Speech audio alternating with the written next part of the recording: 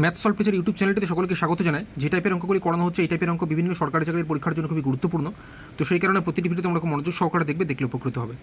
তো প্রথমে আমি যে অঙ্কটি নিয়ে আলোচনা করবো সেটি হচ্ছে, যদি কোনো সংখ্যার শতকরা 40 ভাগের সঙ্গে 24 যোগ করলে উক্ত সংখ্যা কি পাওয়া যায়, তাহলে সংখ্যাটি কত? তো আমরা অপশান ধরেই করছি, এখানে যেটা সঠিক অ্যান্সার হবে সেটা ধরেই করে নিচ্ছি। অপশান বি এখানে 40 হয়ে যাবে রাইট অ্যান্সার। তোমরা প্রথমে অপশান এ ধরে করবে, না হলে অপশান বিতে যাবে।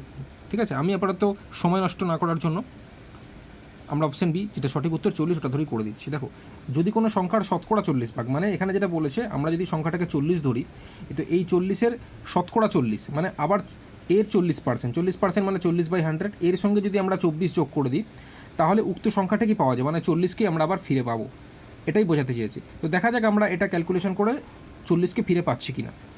তো দেখা যাক, 0 0 কেটে দিলাম, 0 0 কেটে দিলাম, এখানে 4 4 গুণ করলে আমার 16 হয়ে যাচ্ছে। 16 আর 24 যদি আমরা যোগ করি, তাহলে আমরা কিন্তু 40টা ফিরে পাচ্ছি।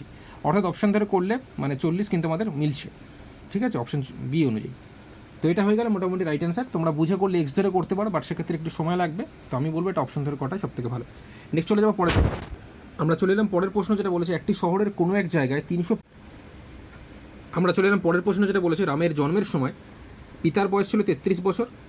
রামের 28 বছর, রাম 28 বছর বয়সে বিয়ে করে, তারপর 15 বছর পেরিয়ে গেছে, এখন রামের পিতার বয়স কত বের করতে দিয়েছে। আরেকবার কোশ্চেনটা রিপিট করছি, যেটা বলেছে সেটা হচ্ছে, রামের জন্মের সময় পিতার বয়স ছিল 33 বছর, রাম 28 বছর বয়সে বিয়ে করে, তারপর 15 বছর পেরিয়ে গেছে, এখন রামের পিতার বয়স কত।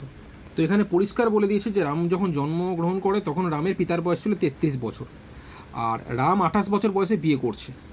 28 বছর বয়সে বিয়ে করছে, তার মানে 28 প্লাস এখানে 15 বছর পেরিয়ে গেছে, 28-এর পর 15, আর এখানে যেটা বলে দিয়েছে রামের জন্মের সময় পিতার বয়স ছিল 33 বছর, এটাও তাহলে যোগ হয়ে যাবে।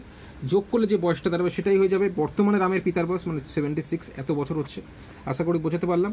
মানে যেহেতু এখানে বলে দিয়েছে রামের জন্মের সময় রামের পিতার বয়স ছিল 33 বছর, রাম 28 বছর বয়সে বিয়ে করে, তারপর 15 বছর পেরিয়ে গেছে, অর্থাৎ 28 বছর বয়সে বিয়ে করছে, মানে 28 প্লাস 15 প্লাস এই 33, তিনটে যোগ করলে যে 76 হচ্ছে, এটাই হয়ে যাবে রাইট অ্যান্সার।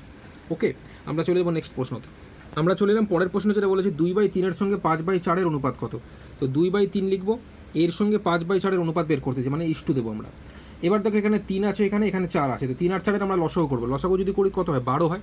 তো 12 দিয়ে আমরা এই 2/3-কেও গুণ করবো, 12 দিয়ে এই 5/4-কেও আমরা গুণ করবো।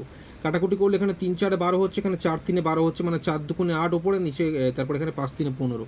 ঠিক আছে, তো 8:15 মানেই আমার হয়ে যাচ্ছে 8/15। এটা হয়ে যাবে রাইট অ্যান্সার, যেটা রয়েছে অপশন সিতে। আমরা চলে যাবো নেক্সট প্রশ্নতে।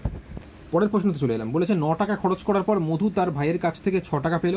এখন তার কাছে 9 টাকা আছে, খরচ করার আগে তার কাছে কত টাকা ছিল। আমি ধরে নিলাম খরচ করার আগে মধুর কাছে কত টাকা ছিল, x টাকা ছিল ধরে নিলাম।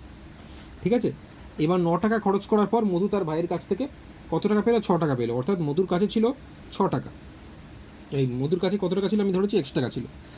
x টাকা থেকে কত টাকা খরচ করেছে, 9 টাকা খরচ করেছে। এই 9 টাকা খরচ করার পর মধু তার ভাইয়ের কাছ থেকে 6 টাকা পেলো। যেহেতু 6 টাকা পেলো, তাই +6 করবো। এর ফলে এখন মধুর কাছে কত টাকা থাকছে, 9 টাকা থাকছে।